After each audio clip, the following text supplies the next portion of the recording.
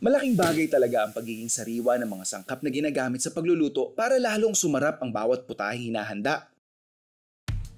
At ayon sa food expert na si Miss Tina Decal, isa ito sa mga lubos na pinahahalagahan ng mga taga-Quezon na siguradong higit mong mauunawaan kapag nakasama ka sa isa sa kanyang mga inoorganisang food tours sa Kulinarya Tagala. Malaki ang ginagampan ng bahagi ng Francesca de Banahaw sa layunin niyang maibida ang kultura at mga pagkain ng kanyang probinsya. Actually, yung property was bought by my sister noong 2013. So wala namang kaming plans to open it as a farm staycation. Nakita natin na importante pala yung lupa. Diba? At saka pagkain buhay. Yes. So yun, we started planting, cleaning. Nung pandemic nyo lang to inumpisahan talaga na really aggressively develop. Ang laki na po nung improvement. Ang saya ko kasi, di ba, when I do my food tour sa iba-ibang lugar, they only do what they can offer to me. I have many things in mind talaga about gastronomy, Philippine gastronomy. Hindi naging madali ang pagtataguyod ng Kulinarya Tagala. Lalo pat hindi pa gaanong kilala ang Quezon noon bilang puntahan ng mga turista. Would you believe I started doing this in the year 2000? Ay, oo nga. Nag-start na ako noon. Hindi pa uso ang hindi pa cool ang culinary, ang gastronomy tours even dati. Even HRM schools, dahan-dahan pa lang silang nabubukas. But si Department of Tourism in 2005, they saw my Quezon culinary tour. So sabi niya, let's work on that. We studied it. And in 2005, they launched Culinaria Quezon. At sa pakikipagkwentuhan ko kay Miss Tina, nagkaroon din ako ng higit na pangunawa sa halaga ng isa sa mga pangunahing produkto ng Quezon. Yung coconut for me dito sa amin, diba? Pamula sa puno hanggang sa kabababa ang parte ng coconut, pakikinabangan mo. Ubod. Yeah, diba? Ubod. Kahit ang gatong sa pagluluto.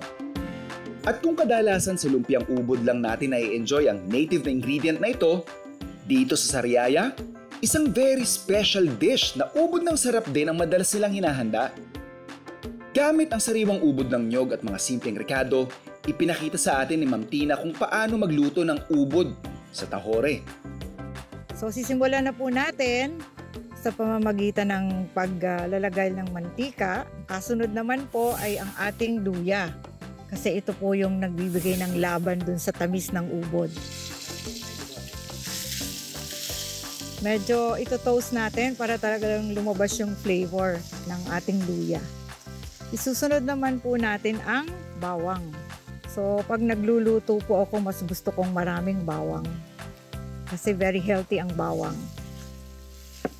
Ang atin pong pampaalat ay ang sinaunang pampaalat, kung hindi pa uso ang ating mga toyo.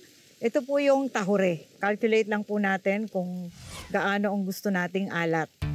Masarap po ang ubod sa tahure kung maraming kamatis. Yan. Ito rin po ang magbibigay ng kulay sa ating dish. Kasi kung inyo pong napansin, lahat ng ating ingredients ay kulay puti. So ito po magbibigay ng asim at magbibigay din ng kulay. So ito po yung medyo lulutuin natin ng matagal para malutong mabuti yung kamatis. Ilalagay naman po natin ngayon ang ating, ito po yung pangalawang gata.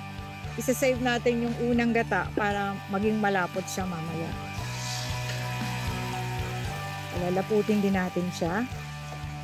Ibinoil ko na po yung itong ubod. At para po masarap, again, meron pong luya yan habang ating ibinoboil. Hindi po natin siya ginayat ng maliliit. Actually, maganda siyang tingnan pag medyo chunks. Para makikita natin yung itsura, yung totoong layer ng ubod ng niyog.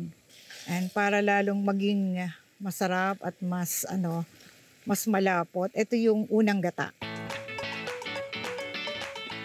Yan. Again, i-reduce natin ito hanggang maging malapot na malapot. So ayan, kung makikita po natin, talagang medyo malapot na yung kanyang pinaka-sauce. So okay na po ito, luto na siya. Ipo-pour natin ngayon ito dito sa ating nilagang ubod sa luya. Ito yung magiging pinakasarsa niya.